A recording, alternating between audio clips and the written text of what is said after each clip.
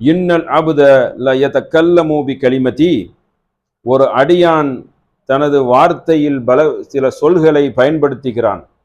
வமா யதபய்யனு ஃபீஹா யஸ்ஸிலு பிஹா ஃபின்னாரி அபுதஹு மிம்மா பய்யனல் மஷ்ரிகி, அந்த வார்த்தை கடின சொல்லுனால் அவன் எங்க போய் விழுகிறான் என்றால் மஷ்ரிக்கு திசையில், நரகத்தில் போய் விழுந்து விடுகிறான்.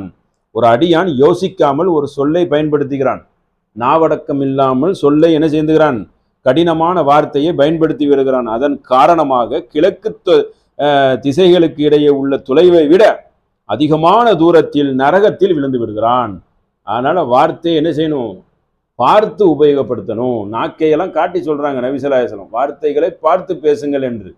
அதனால பேசிவிட்டால் என்ன, யோசிக்காம பேசினால, யோசிச்சு பேசணும்ல, யாரை பேசுறோம் எதுக்கு பேசுறோன்னு பேசிவிட்டால் அவனுடைய விளைவு எங்க, நரகத்தில் போய் முடிகிறது என்று புகாரியில் 6477 ஹதீஸில் பதிவு செய்யப்பட்டிருக்கிறது.